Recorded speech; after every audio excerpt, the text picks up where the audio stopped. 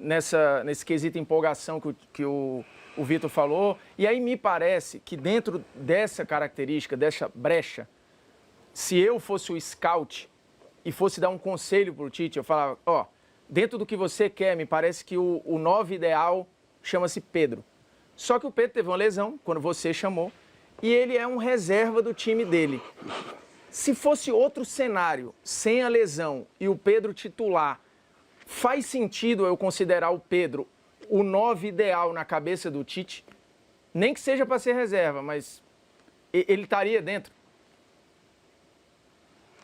Agora, a segunda parte da pergunta, sim. Se não te falo de ideal, sim. Mas ele estaria dentro? Sim, ele tem esse potencial.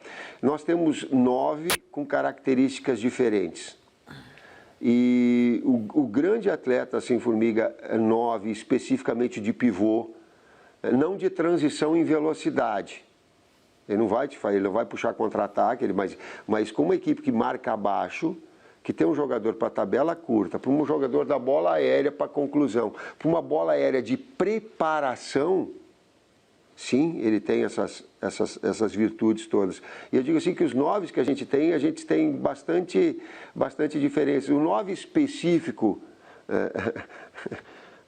mandioca, fincado, atacante preso dentro da área, use o adjetivo que for, que seja o jogador da conclusão, que não saia da área, apesar dele ter, que não saia muito, esse jogador é o Pedro. Outros jogadores são de atacar espaço, Richarlison ataca espaço, Gabriel Jesus ataca espaço, outros de movimentação e flutuação para jogadas de combinação, Gabriel Barbosa é assim, Firmino é assim.